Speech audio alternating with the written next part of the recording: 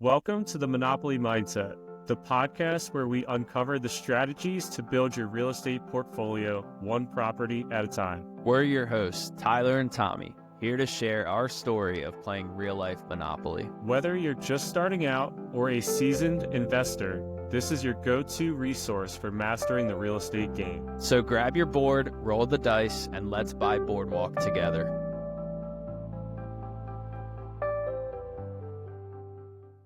Welcome back to the Monopoly Mindset, episode 30. We got a good episode here going back to pass and go. We're going to try and keep that structure where we do either a topic, a guest, or pass and go episode. Find that it runs a little bit smoother going this way. Sometimes trying to do pass and go at the beginning of an episode and then getting into a topic was making the episodes run longer than we originally planned. And we also still want to keep everybody updated on our story, and doing it week to week didn't necessarily feel like we were kind of rushing it, or we weren't getting enough time to really talk about things, or we just didn't have enough stuff happen. And this way it lets things build up a little bit more so we can get a little bit more granular with our, life as a real estate investor. Yeah, we're gonna try and keep the episodes around 30 to 45 minutes. It's just we would do like pass and go and be at 45 minutes already and then have a guest or talk about a topic. So yeah, we're gonna try and do some sort of structure going forward. But yeah, I mean, especially myself, I've been like honestly completely outside of investor mode for the time being. So I've just been like managing properties instead of looking. But hopefully I'll get back to it soon. Yeah, there's different seasons of being an investor, right? And you're just kind of in a more of a maintenance season where you're getting the new primary situated, which is always stressful trying to get that figured out. And then on top of it, getting your other property prepped and ready to become a rental. So you're doing a lot of maintenance. I wouldn't stress out too much about not being able to purchase at this time. Yeah, so I'll just go ahead and jump into it. On my old property, so um, I got it waterproofed. Like I think I've talked about this a lot. They basically installed a second sump pump. They relayed like some.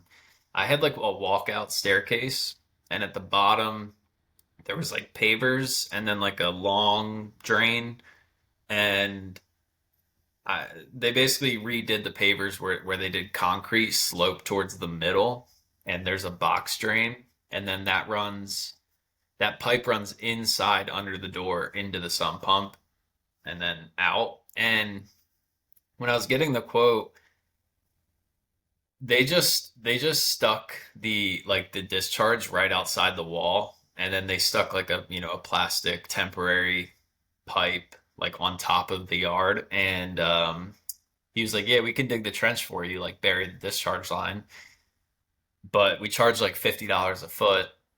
So it was like $1,000. And at first I was like, no, like I'm good. Because I was just trying to save as much money as I could. And then I looked it up one day. I was gonna do it like over the weekend or something, and I was like, this is gonna take me 2 trips to Home Depot because I'm gonna forget something.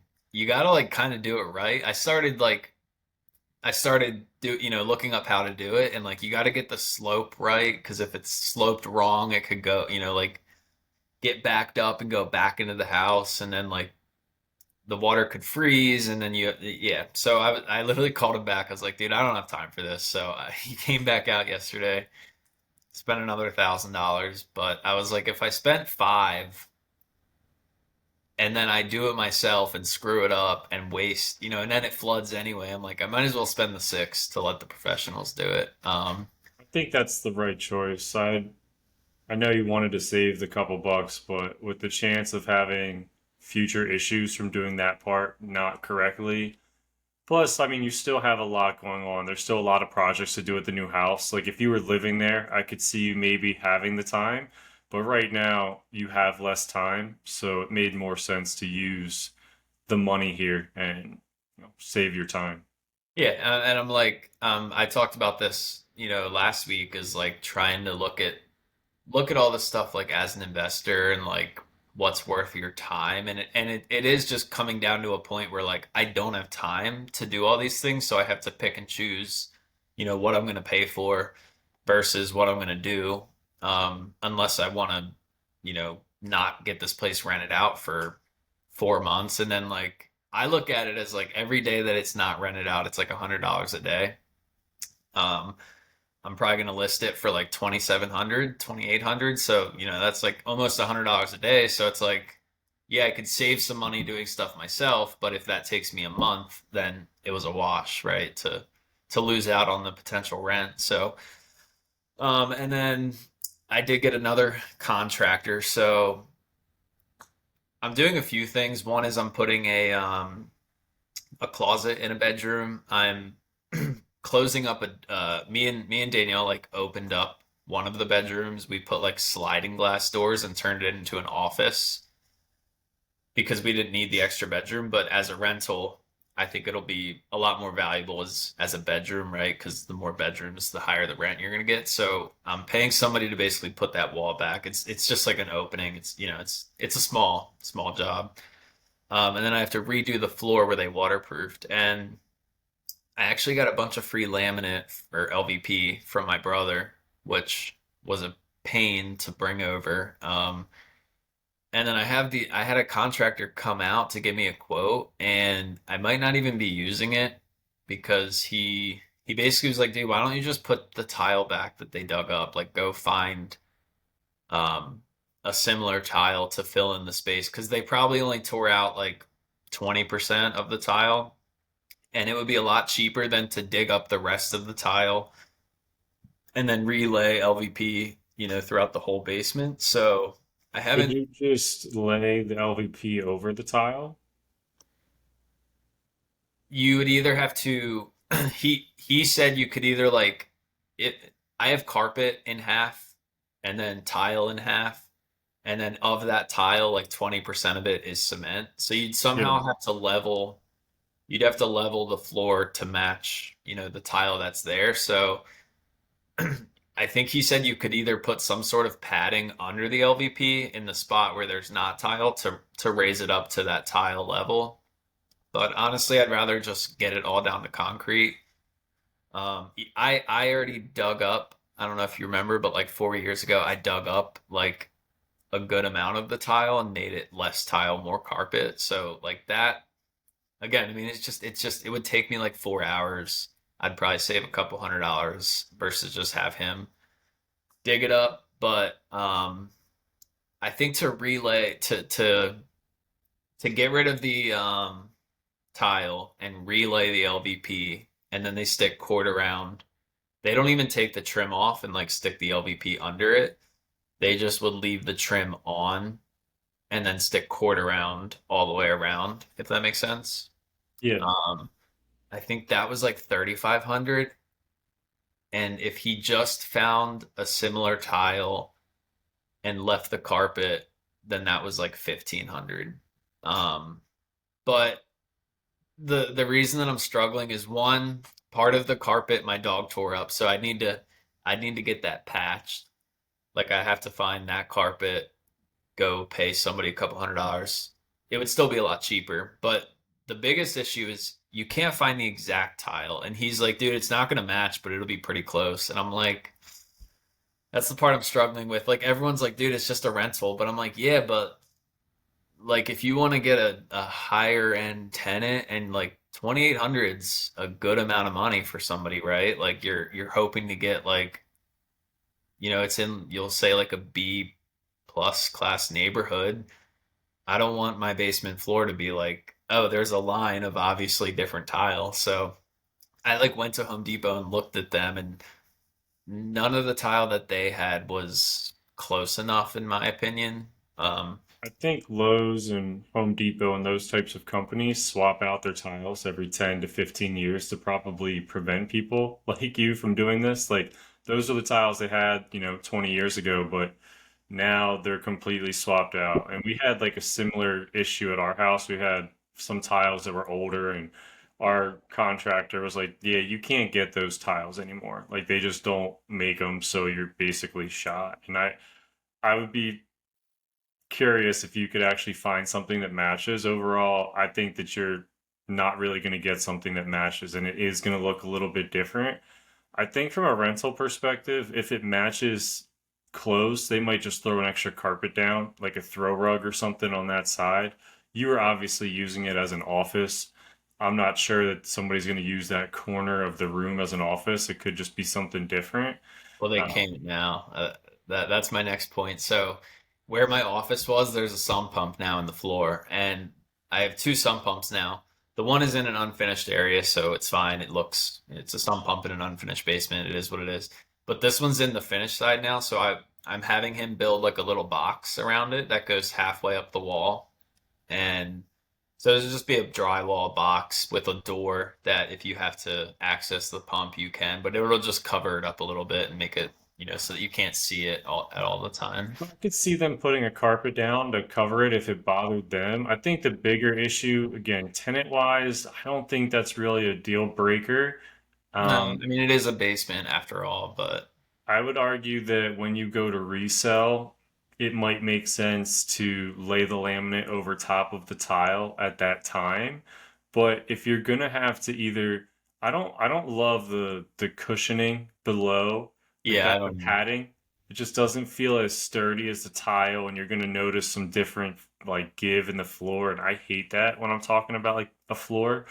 So No, I would argue, I would dig up all the tiles so that the floor is one level. yeah. So either do that and put the laminate down that you already have, or just match the tiles for now with the plan of in the future just laying laminate on top of the tile once it's done. Yeah. But then you'd still have two different levels. You'd still have to get rid of the tile because I still have a carpet section and a tile. I don't know. I think I'm Well, probably unless if you left the carpet, but you're saying if you got rid of the carpet and the tile and just put laminate everywhere.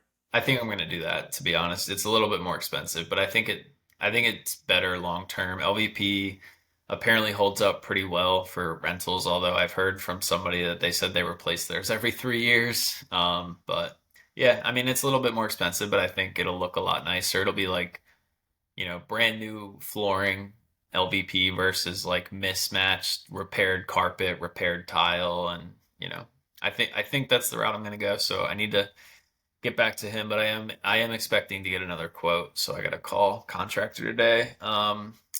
Getting my current house termite remediated today. So there was a little misunderstanding with I had a contractor do my roof, just a small section of roof, and I said, yo, I need to cut out certain sections of the wall where there's termites so that this guy can come in and spray the studs. And if any studs are, completely termite rotted, he would replace them. So I come back like 2 days later.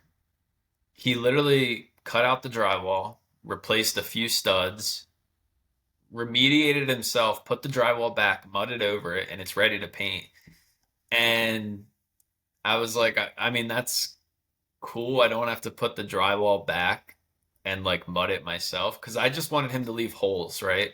Oh, and then I don't know if you saw, but in my garage, I have like all these cabinets. He took all of them off the wall, which I wanted him to do and cut holes, but I was going to have to put the cabinets back. He took them all off, remediated it himself, and put all the cabinets back, like screwed them all back in. And so like it now looks like it's all looks good, and he knows what he's doing too. Like I trust him. He's not a termite guy. He's a contractor, but like Yeah. he's done this for 30 years, and he told me that I didn't have any current termites there. It's just the damage was old, that they were gone, or I don't know. So problem is I already paid the termite guy. He's still coming today, and there's still more to do. Like the termite guy is going to spray like the outside of the house on the foundation because I guess they come up under the siding, like where you have, your siding comes down, then you have your foundation. They come up under the siding and into the wood from the outside. So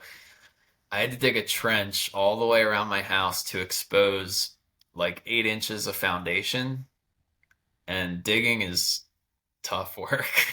So Especially in Maryland where the ground's a little bit harder. I mean, digging in Florida is the easiest thing you could ever do. We're just at the beach, no matter where you are. Like all of Florida is just an island covered in sand. But digging in Pennsylvania, Maryland, yeah, those are miserable areas between the rocks and just the hard dirt that you have there. Not fun.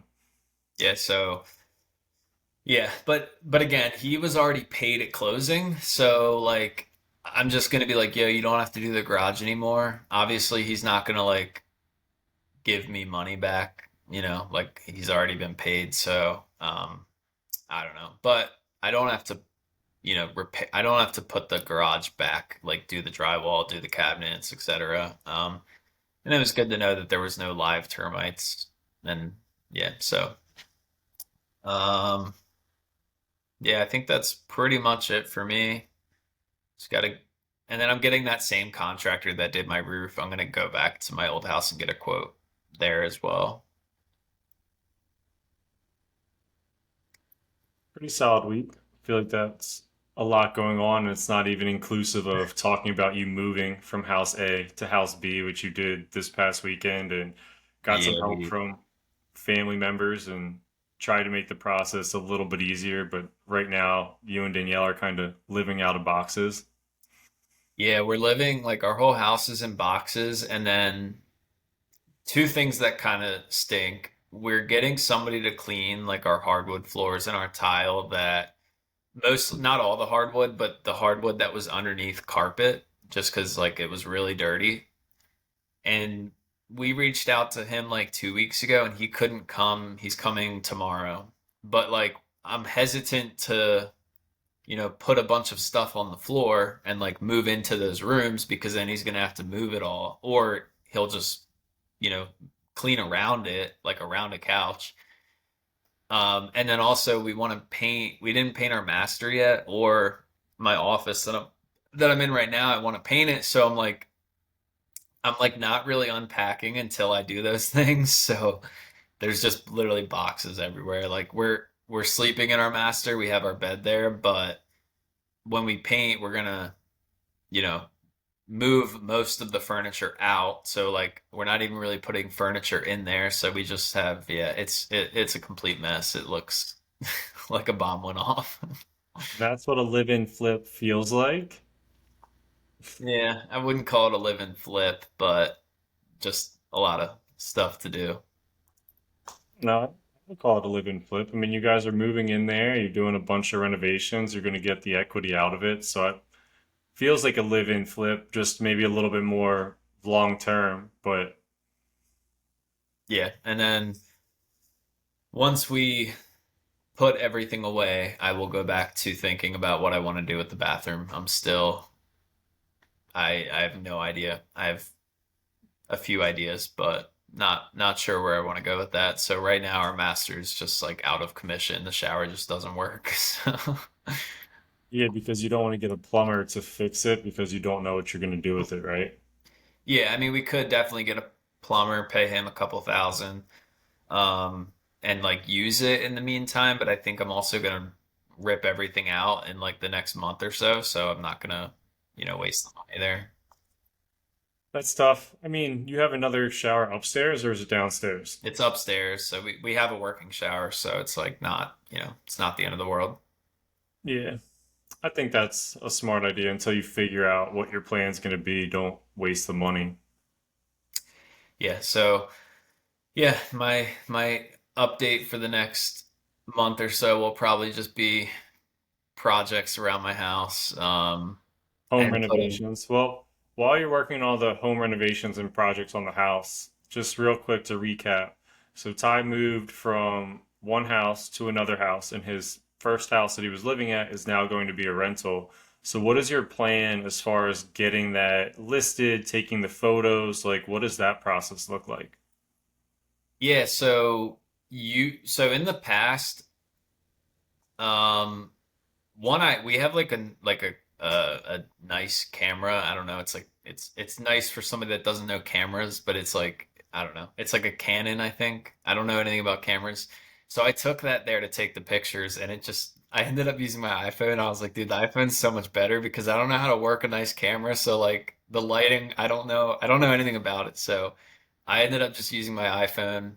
Um, we use Rent Ready for like property management, so people can pay on there, but you can list on Rent Ready, and then that pushes it out to like Zillow and Realtor and Truvia or whatever. And I think they charge like $1 a day um, that it's listed, but like my last place was literally listed for like 2 days.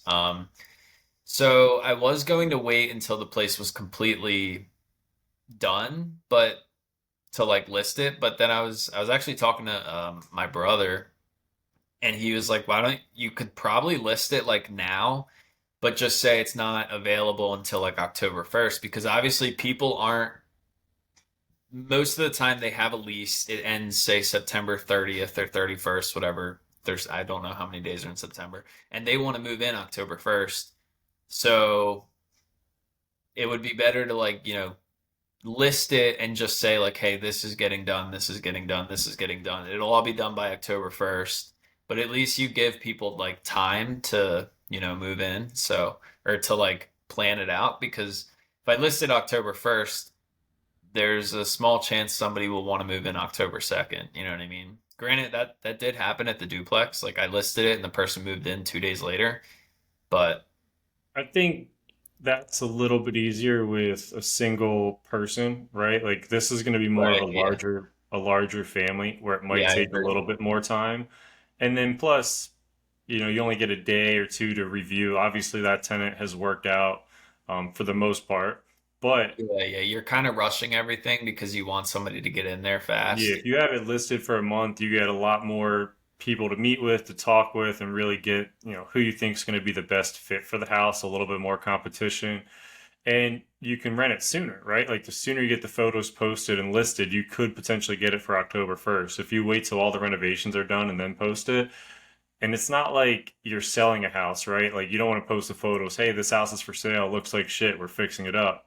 I don't Yeah, recommend that. But for a rental, and it's not like your place looks bad, like I it's just wouldn't post the areas that were the pictures anyway of the areas that were updating, you know? exactly.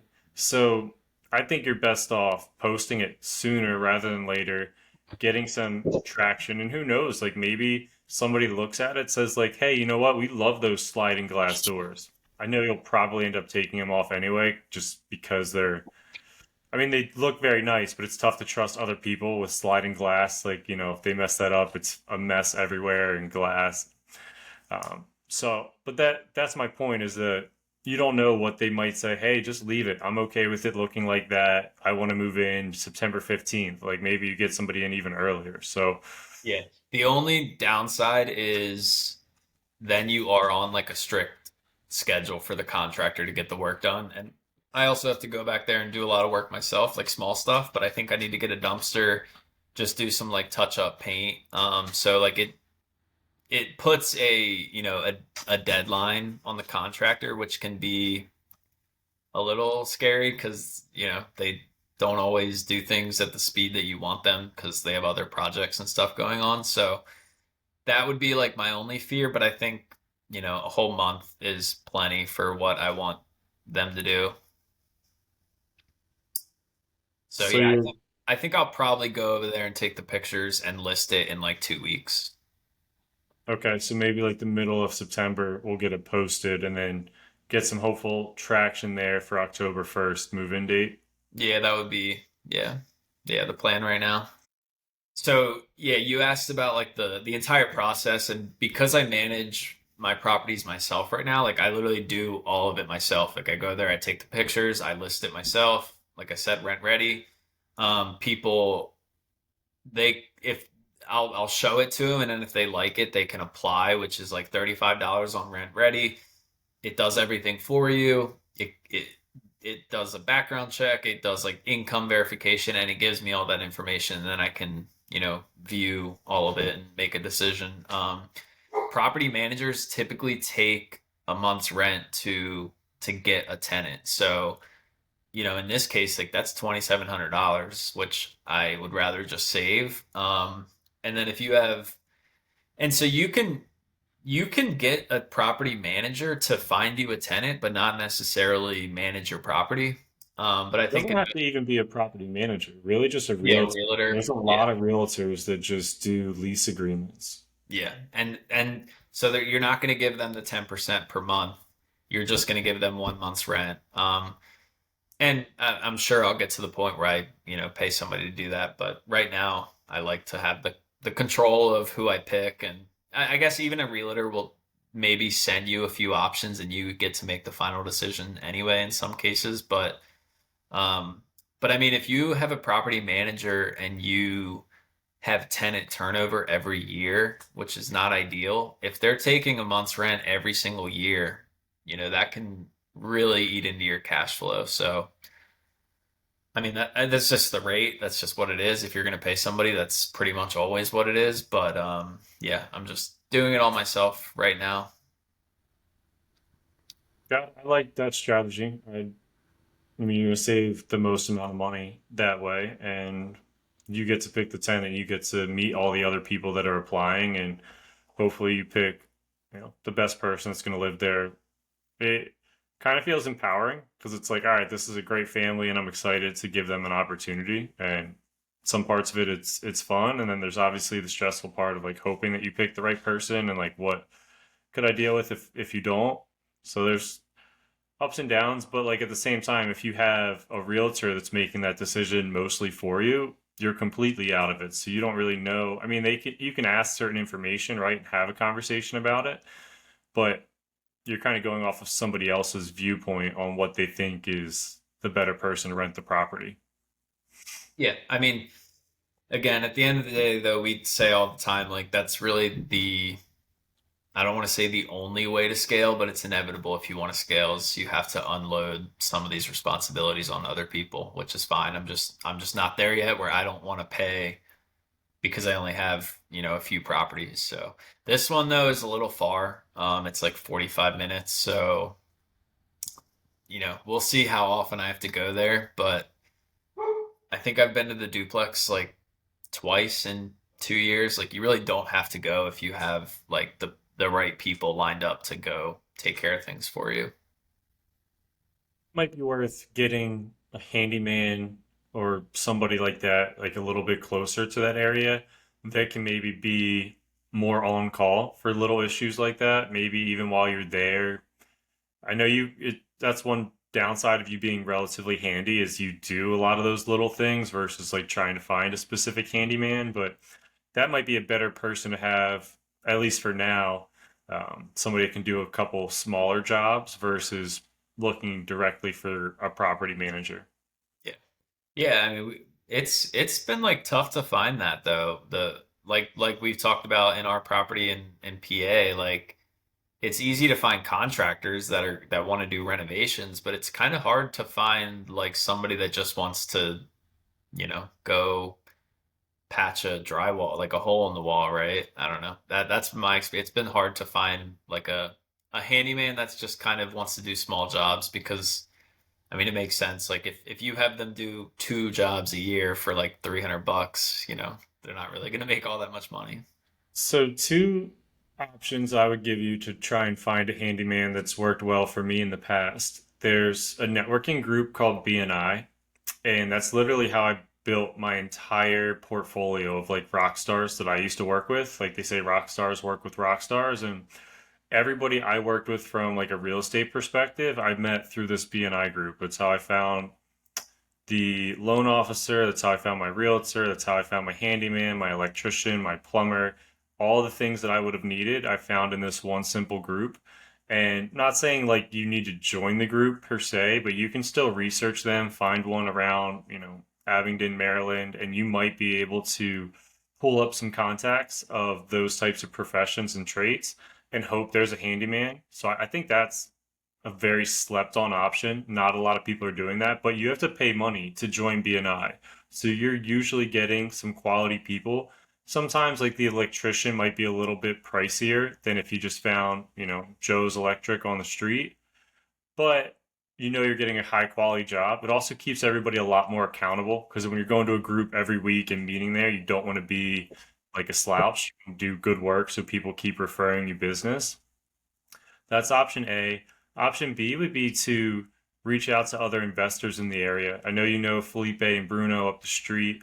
I don't know specifically if they have any handymen, but they would be a good contact to reach out to because, like, even for us in Dallas, the contact that we got, I got him through another investor. It took me a while to reach out to him because I didn't necessarily need him, but other investors, they also need handyman. And sometimes they don't want to share it if you're going to, overwhelm them, but like a handyman that's just doing small jobs, it's tough to really overwhelm that type of person, and it almost makes your investor partner look better when they can refer some extra business out there. So I would look for other investors in the area and ask what they're doing from a handyman perspective, and you might be able to get some good contacts that way. Yeah, yeah. Or the third option is just go back to your realtor because again, they probably have all these contacts. So, I mean, Especially your realtor, yeah. the contractor that I've used like three times now was through my realtor, and he's great. But again, he's not a handyman. Yeah. He's doing like new builds and new construction and additions, and so. He But might have a handyman, so it's definitely worth reaching out to the realtor as well. But yeah, like any person you work with in the real estate perspective, like reach out and just ask them. Like even, your loan officer, ping him. Like I mean, ask these people that are semi-local to you that most likely have those resources. yeah, so all right, enough about me. What do you got going on? I had a pretty eventful week. It was really stressful. I'm probably going to butcher this overall story because there was so much anger in it. I couldn't really remember a ton of it. Ty hasn't heard this verbatim yet, and he's like excited to listen to it. But the tenants obviously agreed to move from, you know, Overbrook to Woodlawn, and we are really happy about that. They wanted to move in on Labor Day, September 1st, which was a Monday, and they went to get the electric switched on at the house so that they could move in. And that just started a whirlwind of issues, questions, problems, and like anytime I've ever moved into a house, had to contact the utility company. It's usually a very simple process, right? Like, hey, moving in on the 31st, get me electric by then. And they usually just are like, all right, we're just going to switch it from Tyler's name to Tommy's name. No problem. This is done. You're good to go. Move in on the 31st. And you're like, all right, great. And you start getting bills in the mail. You can create an online account. Like, that's the way utility companies work. Relatively simple. You don't have issues with them. Well, if you decide to forget about the utilities, and in this case, that's kind of what happened. We bought the house, the tenant or the previous owners became the tenants. They lived there for another couple of weeks, probably actually a couple of months. When the tenants moved out, we never switched the electric into my name. Wait, Going so back, go even when ahead. you bought the property, were they still paying the electric bill and it was still under their name? Yeah, so the way we structured it is they stayed for 2 months after closing. Yeah. So because of that, I wasn't going to pay the electric or anything, so they kept all the utilities in their own name. So all the utilities stayed in their name for those 2 months. And after that, again, I don't want to point like fingers or blame. Like in my opinion, this is a property manager job or a realtor job. Like, hey, we got to get utilities on. Let's get them on. And you think of it as like one of the first things. Like when you're going to purchase a property, the realtor always says, "Hey, let's get the utilities switched over." I thought the property manager sort of switched the utilities over to their name while they were showing the property. Like, how are you going to show the property with no lights or electricity or anything on? You know what I mean? Like, Is you that something that your property manager has done in the past? Like switched utilities? I personally I would have thought you would have had to call and get it in your own name. Yeah, but I think the difference is that you're showing your properties. So that's why you would say that it's you. But like because I'm not Yeah. necessarily there, I'm almost like an absentee landlord and like I'm not showing the properties. I would assume that the person going to show the properties like, okay, I can't show this with no electricity and like everything else. That's my thought. Plus, we are getting some work done. So the contractors are most likely going to need electricity and like other things, right? To like get the work done. Um, so either way, like to your point, if you want to blame it 50-50, that's why I'm not like overly mad. Like I do take some accountability in that I'll never bypass, hey, I got to get these utilities switched over. Never going to make this mistake again. So utilities are obviously still on at the property and they shut the Congratulations. Well, so they did shut them off, but like I mean the connection is still to the building and everything. So they shut it off, but the connections are still there. And the contractor shows up to do some of the work that we went to get done. I'm assuming what I was told from UGI is that the contractors hacked into the electric meter box and were able to finagle a way to get electric out of that box and basically tamper with it. And so they did that. They got some work done. They completed a bunch of renovations. The contractors did really good work. Thankful for the work that they did, but they tampered with the meter.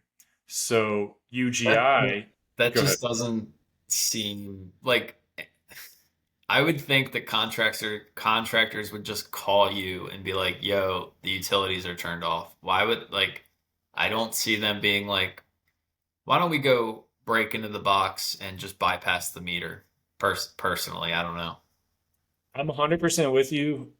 Really don't know exactly what happened, to be honest with you, because you're right. Like, it would make sense that the contractors would do that. Like, why would they go screw around with a meter? And after I talked to UGI, like, that was the only solution I could come up with. And UGI basically, so they removed the meter. They sent somebody out, said there was electricity being stolen, and they wouldn't put the meter back on.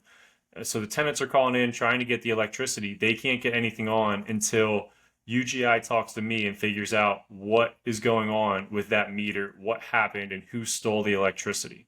So I just told them, hey, it must have been the contractor that was there. And they like agreed to that so they could close the case. Because until that case was closed, they wouldn't move this forward. So to your point, Ty, I could have spent 3 weeks trying to figure that out. But I was like, yeah, it was the But contractor. Go ahead. does it make sense that the most plausible scenario is that the meter's been messed up for way before you even bought the property? Like like you just don't I'm guessing you didn't look at it. No, so the thing is that after the people moved out, I want to say July. We'll say July 1st because I'm not familiar with what date it was. June 1st. It was June 1st they moved out. So along June 15th, there was $70. June 15th to 16th or 17th, there's about $70 worth of electricity that was used in those couple of days. And because of that, and they had nobody to bill that to, they sent somebody out there to go shut off the meter. When that person went out to shut off the meter, they said this meter has been tampered with. So whether that means it was tampered with then, to your point, 20 years ago, I don't know, the guy lived there for 20 years. He did electrical work, so maybe to your point, he's the one that tampered with it when they showed up. But regardless, somehow someone used $70 of electric, and that's what flagged this whole thing. I'm blaming the contractors because they were there and they did work around that time that the electric was used. So it, in my opinion, it must have been them. I talked to my property manager. He said that the contractor is like afraid of electrical work and wouldn't touch anything electric and has used only battery operated equipment for all of the renovation jobs that he did while he was there. I mean, maybe. It still feels like you probably used an a tool like once or twice and like probably needed some light. Like, I don't know. Really was just a he said, she said. I didn't get to the official bottom of it. They're saying they didn't do it. All the evidence points to they did do it. It doesn't matter 100%. I got again, so all to get all this information, it's like an hour to 2 hours almost a day with UGI trying to figure this out. You call in, you can't contact anybody. Like they're a great company to get electric switched, but when you have an issue, it's like, okay, you're dealing with Tyler. We will give you Tyler's last initial. So it's like Tyler B. So I'm calling in, like, can I speak to Tyler B, the manager? And they're like, no, we don't know what department he's in. We can't find him. I'm like, no, I need to speak to Tyler B. And like, you have to explain the story for 30 minutes before they'll transfer you to Tyler B. It's just absolutely miserable. My So favorite thing to do.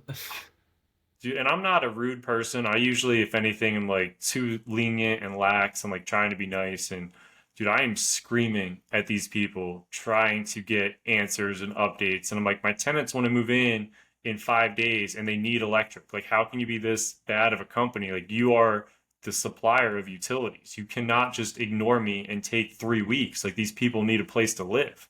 I'm going to lose like a potential rental because you guys can't get your stuff figured out. Like, let's get this moving. So once the ticket finally closed out that I agreed it was hacked by the contractors, took 2 to 3 days to process. Then they had to try and schedule the electrical work to get done, and they couldn't just turn on the electric. They had to schedule somebody to go out and install a brand new meter from the pole, which also takes another 2 to 3 days. So I'm calling in, trying to get expedites. I probably called for the whole week, last week of August, at least an hour every day. So probably like 5 to 10 hours. I was on the phone with UGI. My work paid off. I got them Friday to install the meter, and it was very stressful, but we got it accomplished. And through that whole time, like Ty, I bought all my appliances. So I'm trying to get them installed on Wednesday. Then I'm trying to get them installed on Friday. Then I'm going to try and get them installed on Saturday. And I'm like, I don't know when to get my appliances installed because I can't figure out when UGI is going to hook up the darn meter. So we switched the utilities, or no, we switched the appliances to be installed on Monday, which I was shocked they were installing appliances on Labor Day, but they did get there on Monday to install the appliances. Everything gets installed except the stove. Apparently, in transit, shattered the whole glass top of the stove, and like it's been tough because I'm probably going over I'm overachieving here, like as the owner and landlord. Like I shouldn't be really running this property. Like the property manager should be doing a lot of these transactions, and I'm just kind of like sick of things not getting done, and I want these kids to have a good experience. So I'm doing much more than I should.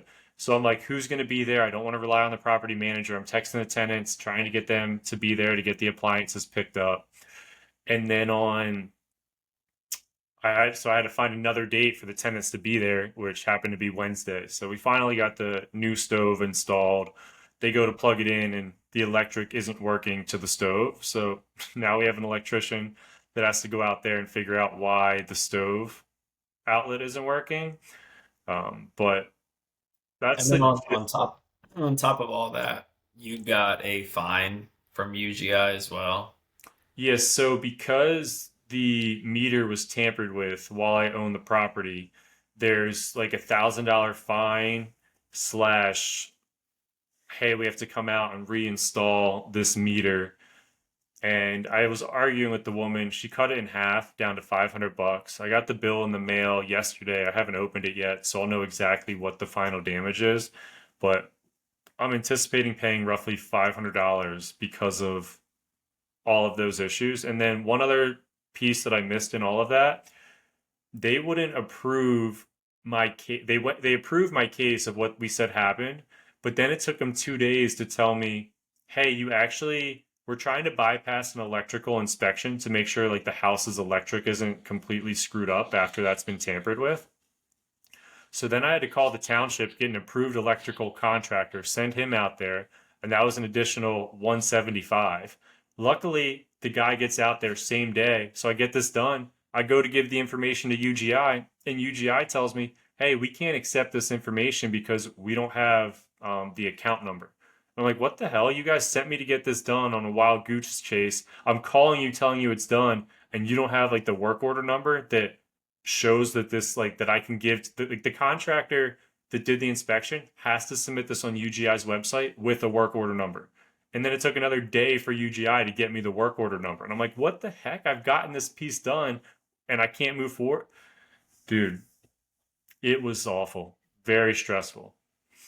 Yeah, this whole property in general has been a bit of a nightmare so far. So I'm hoping it turns around now that you got everything settled and new tenants and you got the college rental, so you can, continue to get college kids from here on out. Yeah, I think there's a lot of positive things going for this house so far. The last piece is going to be the kids getting like fully moved in. Like I think most of their stuff is moved in, and then as they move in, there's going to be little things like we got a new dishwasher installed. Well, the countertops don't really go over the dishwasher.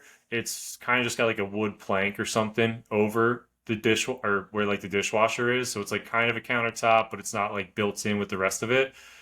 Well, that kind of got destroyed when they installed the dishwasher. So I got to get that fixed, replaced. Obviously, I got to get the stove up and running. So there's going to be a lot of odds and odd jobs. So I got to send a handyman out there to kind of get completed while the tenants are moving in. So there's going to be a little bit of a seasoning period from that, but from there it should be smooth sailing. And then I foresee like the future issues are trying to get that house to a 5 bedroom. As a 4 bedroom, I probably wouldn't have bought it. I bought it with the intention to get 5 bedrooms out of it. The current kids turned what I wanted to be a 5th bedroom into a bar. So it's going to be tough to Exactly what sell. we want. Yeah, it's going to be tough to sell that to the next tenants, right? Of like, hey, the cool bar room is actually supposed to be a bedroom. So we're going to like, yeah, that's going to be a little bit tougher of a sell. But there's an extra bedroom upstairs that's kind of like attached to the bathroom that maybe I can convince somebody is an actual bedroom for the following year. So that's at least where I'm at today with the property. I mean, again, we'll get it up and running. I'll talk to the kids throughout the year and see what they think I could do to make it a 5 bedroom. And the worst case, it doesn't work out. Great for that, and maybe I end up selling it. I think that there's, I mean, there's enough square footage to find a way to make it work, in my opinion. So All right. we'll try. Well, you don't have anything else? I don't know. Do you? We can wrap Yeah. up there. So on top of all that, we have now the kids that are moving out of Overbrook to Woodlawn, we now have to get Overbrook like ready to get listed. So To sell. there's, yeah, to sell. So our hope is to sell it by like the end of September. So kind of a similar timeline to you of like wanting to get your property listed by the middle of September. I think that'd be a we want to start getting like the work done, I guess, the middle of September and kind of listed at the end of September. So we had the realtor go there, and like this is just some of the animosity that I deal with between the realtor and the property manager. Like to me, the property manager is the guy doing all of our like contracting work as well. He's got like a team that does a lot of renovations and whatnot. It's who I've trusted, who I've done like almost all my repairs with for the last 2 years. So when we need to get Overbrook fixed up, like I'm assuming the property manager is going to do those renovations and repairs, right? Like that's what he's done throughout everything else. They told me last week the property manager and the realtor that both work for the same company were going to go there yesterday on Wednesday together, review the property, and come up with like a game plan of like getting the repairs done. Well, I'm texting the property manager on Wednesday and he's telling me, oh no, I didn't go. And I'm like, all right, aren't you doing the repairs? What do you mean you didn't go? He's like, well, my guy's really busy that does my renovations, so you guys kind of got to figure it out on your own. No, or the realtor is going there, and that realtor will try to find you some contacts to get the work done at the property. And I'm like, what? Like, this is not what I want to do. I want to use the contractor I've been using for the last 2 years that gives me very fair and reasonable prices, and I want to get like the work done that way. I was just kind of offended on the way that all transpired because they said they were going there together. Instead, only the realtor goes. They're kind of bickering back and forth, and like it, just kind of changed what I envisioned. And now instead of getting some of this work done sooner, the realtor's going away for a week, and then he's going to show up with a different contractor next week on Wednesday that I've never met before and get me some prices and quotes and like then I'm gonna have to evaluate that versus like I already trust what the other guy says. Like I think the work would get done sooner. The other guy is working on another job, which makes sense, but like at the same time, I mean, next week he should be available to go do this. Just the whole process has been a little bit quirky. The property managers just passed this off completely to the realtor, and like I like the realtor for selling properties, but I've never used him to renovate a property in this sense. So that's just adding another layer to what's going on there. Yeah. I mean, I always wondered though, like, does the property manager, because he's not managing this property, does he take a cut of the renovations? Like, if he's managing the renovations, he's not going to do it for free, right? That's fair. I don't believe that. I don't know how he gets paid from managing renovations, if he takes a certain cut or not, or if the guy just gets done cheaper work and it's like included in the fee that we pay monthly. So it's definitely a good point. Like at the same time though, the property manager's been like a part of this property and like kind of why we had to get the tenants out of the property in some aspects due to like parts of his negligence there. So I would assume that he'd be partly involved. Plus, like the other realtor offered, like, hey, let's list this together. We'll split the commissions. Like, we'll do this as like a combined deal. So, like, it wasn't like he was offered $0. He was offered to be a co-lister, do half the work, obviously, like getting the property ready, listing it, and whatnot. He was given a very fair deal to split that commission. The other realtor could have taken, all of it or not split it those types of ways.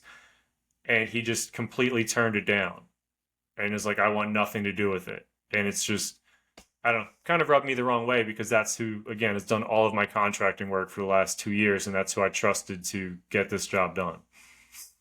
Yep. Well, I mean, it's not, yeah. I'm assuming this realtor though has pretty good contacts as well, and like he wants the property to sell for the most amount. So I'm assuming he'll, send you somebody that will get it done quickly and do a good job. I don't know if it'll be as cheap as you're used to, but Yeah, that's where it's all a wait and see game. And I won't know until next Wednesday. And I'm relatively impatient when it comes to stuff like this. Like, I want the work done, I want somebody working on it, I want to know what it's going to cost. And like, I want to start getting the pictures done once the renovations are done so we can get it listed. Like, you don't really want to hold a listing through like the winter. So to kind of try and sell it at the beginning of September or like end of September, beginning of October is perfect. Like the longer that we have, hey, we're going to wait a week for this and a week for that. And then like if I get the contractor's quote and maybe I don't like it, like then I'm, trying to find other contractors, get competing bids, and like certain things are going to take a little bit longer.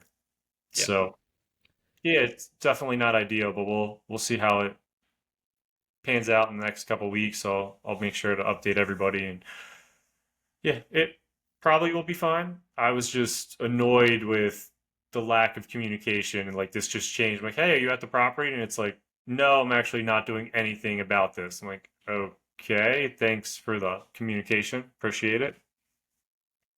Well, on the bright side, we got the Eagles opener tonight, so that's why you're decked out in the Eagles gear. So Yeah. we'll at least get a win and brighten up your mood a little bit. Yeah, I think I'll be happy. I mean, overall, I'm extremely happy with everything that's going on. It's just, going through the process sometimes gets a little bit stressful, but we'll be all right. I'm excited to get Overbrook listed here by the end of the month. I think that'll be pretty fun. And then get some of these renovations done at Woodlawn and, kind of just coast the rest of this year and then, figure out my plans for the next year, next school season and whatnot. And then to Ty's point, yeah, I'm all decked out. Got my Super Bowl winning Saquon Barkley jersey. I just watched America's game last night where they kind of go back and highlight the Super Bowl, and it was really cool to get some extra insights. And I had a lot of fun watching that. Ty and I did a family draft last night, a 14 team draft. That was extremely interesting. Basically, the last round, you're trying to decide between, I don't know. Aaron Rodgers, last pick. I feel like that's a good pick actually in the later rounds there of a 14 team draft. Like a second string quarterback, oh, maybe third string quarter. I don't know. I took a third tight end in the last pick because I was like, I don't know who else to pick.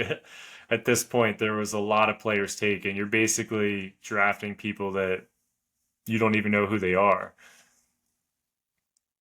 All right, well, sounds good. Yeah, we're looking to have a guest on for next episode, so we'll see how that pans out. But thanks for tuning in.